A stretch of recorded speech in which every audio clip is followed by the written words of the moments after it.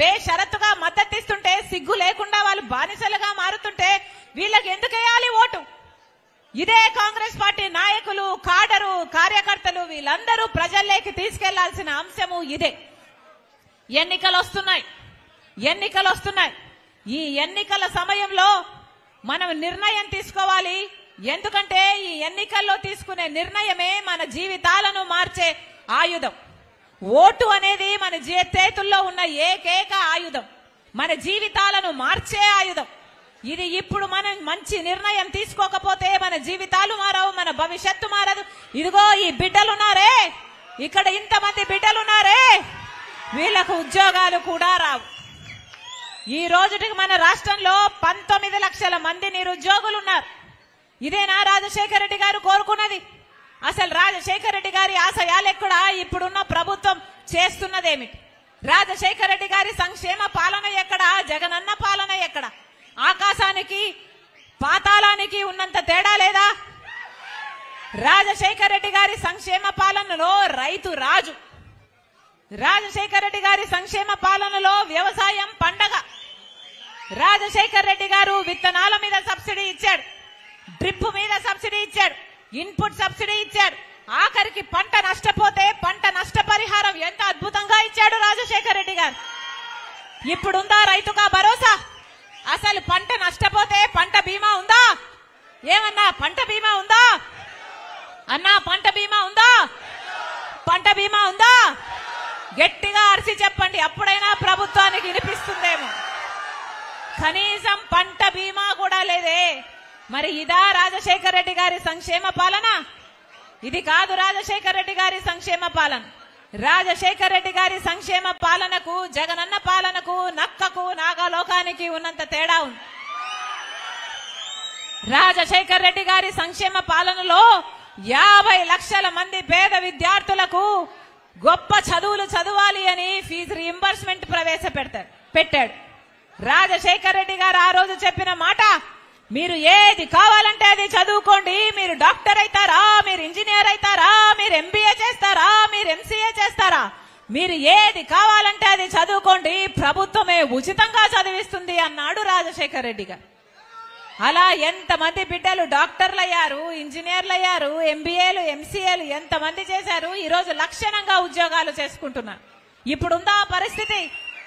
19 లక్షల మంది బిడ్డలు ఉద్యోగాలు వస్తాయి అని ఎదురు చూస్తూనే ఉన్నారు. జాబ్ క్యాలెండర్ లేదు, జాబ్ నోటిఫికేషన్ లేదు, ఉద్యోగాల భర్తీ లేదు. 30,000 టీచర్ ఉద్యోగాలు ఖాళీగా ఉన్నాయి. డిఎస్సి ఎప్పుడేస్తారా అని 6 లక్షల మంది విద్యార్థులు ఎదురు చూస్తూనే ఉన్నారు. 6 లక్షల మంది పరీక్షలకు తయారీ చేసుకుంటూనే ఉన్నారు. కానీ ఒక్కసారి కూడా వేసిన పాపాన పోలేదు. ఇప్పుడు ఎలక్షన్లు వస్తే ఇప్పుడు వేస్తారట డిఎస్సి. ఇక మీరు ఇప్పుడు డిఎస్సి వేస్తే నోటిఫికేషన్ ఎప్పుడు వస్తుంది? వాళ్ళకు పరీక్షలు ఎప్పుడు వస్తాయి? వాళ్ళకు ఉద్యోగాలు ఎప్పుడు వస్తాయి? ఒక్కటంటే ఒక్క గ్రూప్ 1 ఉద్యోగం రాలేదు ఆంధ్ర రాష్ట్ర ప్రజలకు. అంటే మన ఆంధ్ర రాష్ట్ర బిడ్డలు ఒక్క గ్రూప్ 1 ఉద్యోగం చేయడానికి కూడా అర్హులు కారా? ఏమి చెప్పాలనుకుంటున్నారు? ఇంతమంది బిడ్డల జీవితాలతో ఆడుకుంటున్నారే, ఇది న్యాయమేనా? ఒక్క రకంగా అంటే ఒక్క రకంగా అయినా మన రాష్ట్రం బాగుపడిందా?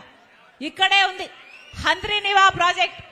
రాజశేఖర రెడ్డి గారు హంద్రీనివా ప్రాజెక్టును చేపట్టారు. ఆ రోజుల్లోనే రాజశేఖర రెడ్డి గారు 4,500 కోట్ల రూపాయలు ఖర్చు పెట్టారు.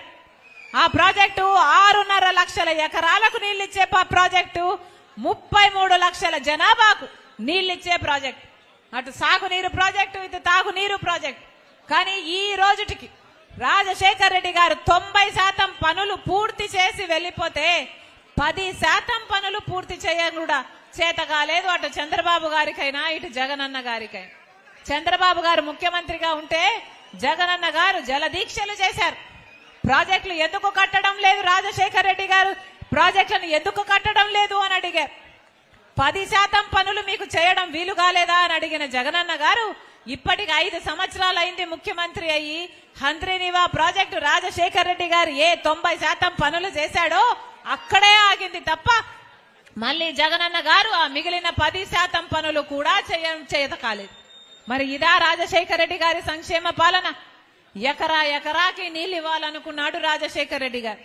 గాలేరు నగరి ప్రాజెక్టు కూడా రాజశేఖర రెడ్డి గారు 50% పనులు చేసిపోతే ఆ మిగిలిన 50% పనులు చేయడం కూడా చేతగా లేదు అటు టీడీపీకైనా ఇటు వైసీపీకైనా. మరి ఏం చేతనైంది? మరి ఎవరిని ఆదుకున్నారు? అప్పులు మాత్రం 8 లక్షల కోట్ల అప్పు చేశారు. ఈ రోజు మన రాష్ట్రంలో అప్పులు తప్ప ఏం మిగిలే? దేంట్లో చెందామా అభివృద్ధి? ఒక్క రకంగానైనా బాగుపడ్డామా? ఏమన్నా అభివృద్ధి చెందిందా? ఈరోజు మన రాష్ట్రంలో 25% మంది మిగతా రాష్ట్రాల కంటే మన రాష్ట్రంలో లిక్కర్ మద్యం తాగిన వాళ్ళ చావులు మన రాష్ట్రంలో 25% ఎక్కువ ఉన్నాయట. అంటే మన రాష్ట్రంలో లివర్ చెడిపోయి లిక్కర్ తాగడం వల్ల లివర్ చెడిపోయి జరుగుతున్న చావులు మిగతా రాష్ట్రాలతో పోలిస్తే 25% ఎక్కువ ఉన్నాయని అర్థం. ఎందుకని? మన రాష్ట్రంలో విపరీతంగా లిక్కర్ అమ్మబడుతుంది లేదా కల్తీ లిక్కర్ అమ్మబడుతుంది. ఇందుకే కదా మన రాష్ట్రంలో ఇంకా ఎక్కువ మంది 25% ఎక్కువ మంది చచ్చిపోతున్నారు లిక్కర్తో. అంటే ఈ పాపం ప్రభుత్వానిది కదా. మొన్న ఒక అన్నని అడిగాను, అన్నా అసలు డిజిటల్ పేమెంట్సే లేవంట కదా, మద్యం అమ్మే దుకాణాలలో అసలు క్యాష్ తప్పితే ఇంకా ఏమీ తీసుకోరంట కదా అని. ఎలా ఉందన్నా అని అడిగాను. ఆ అన్న చెప్పాడు, అమ్మా అందరూ లిక్కర్ షాపుకి వెళ్తారు, లిక్కర్ బాటిల్ కొనుక్కుంటారు, కొనుక్కొని వచ్చేటప్పుడు తిట్టుకుంటూ వస్తారు. ఇదేరమ్మా రోజు జరుగుతున్నది ఇదే అని చెప్పారు. ఎందుకన్నా ఎందుకు తిట్టుకుంటున్నారు అని అడిగా. ఆయన చెప్పాడు, అమ్మా మన ఆంధ్ర రాష్ట్రంలో ఏ బ్రాండ్లు దొరకవు తల్లి, ఒక బూమ్ బూమ్ అంట.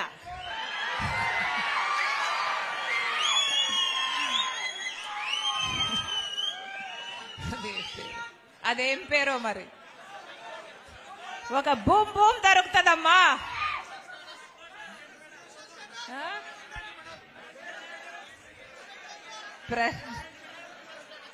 స్పెషల్ స్టేటస్ అని కూడా ఒక బ్రాండ్ దొరుకుతుందట. స్పెషల్ స్టేటస్ తెచ్చారో లేదో తెలియదు కానీ మందులో మాత్రం స్పెషల్ స్టేటస్ తెచ్చారు. ఇలా కొన్ని బ్రాండ్లు తప్పితే ఇక్కడ ఏవి దొరకవమ్మా. అది కూడా క్వాలిటీయే ఉండదు, నాసిరికం, కల్తీ మొత్తం. అసలు తాగితే ఎవరు తాగినా కూడా అమ్మా ఇది ఎవరి కూడా నచ్చని విషయము, అందుకే తిట్టుకుంటూ ఉంటారమ్మా అని చెప్పాడు. అంతేకాదు తల్లి, అంతేకాదమ్మా రేట్లు కూడా క్వార్టర్ బాటిల్ బయట 80 రూపాయలు అయితే ఇక్కడ 160 రూపాయలట. ఇది ఎక్కడ అన్యాయం అమ్మా? మాకు నచ్చింది మేము కొనలేము, వాళ్ళు అమ్మిందే మేము కొనాలి, అది కూడా వాళ్ళు పెట్టిన రేటుకే మేము కొనాలి. అది కూడా డిజిటల్ పేమెంట్స్ లేవు, కార్డు లేదు, ఓన్లీ క్యాష్. ఇది ఏం పద్ధతి? ఇది ఎక్కడి పద్ధతి? ప్రపంచంలో ఎక్కడైనా, దేశంలో ఎక్కడైనా లిక్కర్ షాపులలో ఓన్లీ క్యాష్ ఉందా? ప్రపంచమంతా డిజిటల్ పేమెంట్స్ అంటున్నారు, ప్రపంచమంతా ఆన్లైన్ పేమెంట్స్ అంటున్నారు, కానీ ఒక ఆంధ్రప్రదేశ్ లో మాత్రం ఓన్లీ క్యాష్ అంట. నాకు అర్థమే కాలేదు ఎందుకని అని అడిగా. ఏమో అమ్మా ఇదింతే, వాళ్ళు అమ్మిందే కొనాలి, వాళ్ళకి ఎంతకు అమ్ముతే అంతకే కొనాలి, వాళ్ళ క్యాషే ఇయ్యాలి. ఈ తల్లి అందుకే ప్రతిరోజు ప్రతి ఒక్కడు కొంటాడు, కానీ తిట్టుకుంటూ కొంటాడు, తిట్టుకుంటూ తాగుతాడు. ప్రభుత్వాన్ని తిట్టిపోస్తున్నారని చెప్పాడు. ఇది ఎక్కడ పద్ధతి? 25% మంది ప్రజలు మన రాష్ట్రంలో ఎక్కువ చచ్చిపోతున్నారు లిక్కర్ అంటే ఇది అవమానం కాదా? ఎందుకని? అసలు ప్రభుత్వము వాళ్ళకు నచ్చిన వాళ్ళకే టెండర్లు ఇచ్చుకుంటుంది. అంటే ప్రభుత్వంకు ఎవరు కమిషన్లు ఇస్తారో, ప్రభుత్వంతో ఎవరు దోస్తీ చేస్తారో వాళ్ళకే టెండర్లు ఇస్తారు, వాళ్ళే అమ్మాలి, అవి కూడా వాళ్ళు పెట్టిన ధరలకే అమ్మాలి. ఏదైనా ఒక క్వాలిటీ చెక్ ఉందా? ఒక మానిటరింగ్ ఉందా? హెల్త్ పాడైపోతుంది, ఆరోగ్యం పాడైపోతుంది, జనాలు చచ్చిపోతున్నారు అన్నా కూడా ఏ యాక్షన్ లేదు. ఈ పద్ధతి మారదు. మరి ఇది ఎక్కడ పద్ధతి? ఇది ఎక్కడ పద్ధతి? మద్యం అమ్ముతున్నారు. మద్యంలో అసలు ఎంత సరుకు అమ్ముతున్నారు? ప్రభుత్వానికి ఎంత వస్తుంది? రిసీట్ సిస్టమ్ ఎందుకు లేదు? ఇవి ఏవైనా అడుగుతున్నారా? స్టేట్ గవర్నమెంట్ కి ట్యాక్స్ ఎంత వస్తుంది? సెంట్రల్ గవర్నమెంట్ కు ఎంత వెళ్ళాలి? ఎంత వెళ్తుంది? ఏదైనా విజిలెన్స్ ఉందా? ఏదైనా ఆడిట్ ఉందా? ఎవరైనా ఏమైనా పట్టించుకుంటున్నారా? కేంద్రంలో బీజేపీ ప్రభుత్వం ఉంది. కేంద్ర ప్రభుత్వానికి వీళ్ళు ట్యాక్స్ కట్టాలి. రాష్ట్ర ఖజానాకి కూడా ట్యాక్స్ రావాలి. మరి ఎంత వస్తుంది? అసలు ఓన్లీ క్యాష్ అంటే ఎవరికి అర్థం కాని పరిస్థితిలో ఇది ఉంది అంటే ఎందుకుంది? ఆలోచన చేయండి. ఎందుకంటే వీళ్ళు ఇష్టారాజ్యంగా చేసుకోవచ్చు కాబట్టి వీళ్లకు ఏ ఎంక్వైరీ లేదు. ఒక సిబిఐ ఎంక్వైరీ జరగదు. ఒక కాగుతో కూడా ఎంక్వైరీ జరగదు. ఒక విజిలెన్స్ లేదు. ఒక ఆడిట్ లేదు. ఒక పాడు లేదు. ఇది ఎక్కడ పద్ధతి? అయినా కూడా యథేచ్ఛగా ఇదే సాగిస్తున్నారు. ఇట్లాగే నడుస్తుంది మన రాష్ట్రం అంతా. ఒక లిక్కరే కాదు, అన్ని డిపార్ట్మెంట్లలో ఇదే పద్ధతి. ఒక పద్ధతి అంటూ లేకుండా ప్రజలకు సంజాయిషీ ఇచ్చుకోవాలని గాని, ప్రజలకు ఒక విషయం చెప్పాలని గాని ఏదీ లేదు. ఇష్టారాజ్యం. వాళ్ళ ఎమ్మెల్యేలు, వాళ్ళ ఎంపీలు ఎవరికి మద్దతు కావాలంటే వాళ్ళకు మద్దతు ఇస్తారు. బీజేపీ పార్టీ మనకు ఒక్క మేలు చేయకపోయినా, మనకు ప్రత్యేక హోదా ఇయ్యకపోయినా, మనకు పోలవరం ఇయ్యకపోయినా, మనకు రాజధాని రాకపోయినా, ఆఖరికి మన రాష్ట్రానికి తలమానికమైన వైజాగ్ స్టీల్ ప్రైవేటైజ్ అయిపోతున్నా కూడా అదే బీజేపీ పార్టీకి వీళ్ళందరూ బానిసలై పనిచేస్తున్నారు. ఇటు జగనన్న గాని, అటు తెలుగుదేశం గాని. మరి ప్రజలను అడగండి. మొత్తం అందరూ కట్టకట్టుకొని బీజేపీకే మద్దతు ఇస్తుంటే వీళ్ళకి ఎందుకు ఓట్లేయాలి? నేరుగా బీజేపీ పార్టీకే ఓట్లేయచ్చు కదా. ప్రజలను అడగండి. దేశం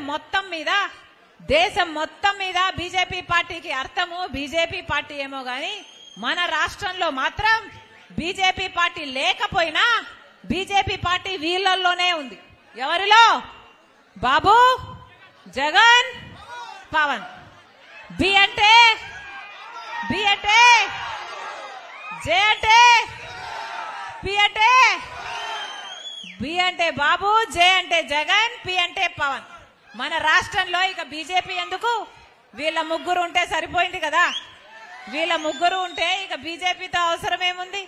ఈ ముగ్గురు ఉంటే మొత్తం రాష్ట్రం మొత్తం వాళ్ళకే బారిస్ అయిపోయాయి. ఇక బీజేపీ రాజ్యం ఏలుతుంది. బీజేపీ వశమైపోయింది. బీజేపీ కైవసం అయిపోయింది ఆంధ్రప్రదేశ్. ప్రజలకు చెప్పాలి. ఒక్కొక్క కాంగ్రెస్ పార్టీ నాయకుడైనా, కార్యకర్తనైనా ఈ విషయం ప్రజలలోకి తీసుకువెళ్ళాలి.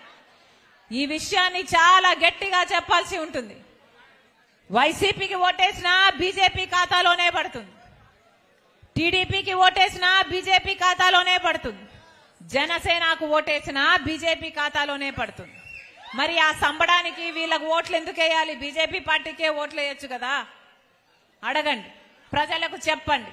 మనకు కావాల్సింది మన ప్రజల కోసము, మన హక్కుల కోసము కొట్లాడే నాయకులు తప్ప ఇలా బీజేపీకి ఊడిగలు చేసే వాళ్ళు కాదు. ఇలా బీజేపీకి బానిసలయ్యే వాళ్ళు కాదు.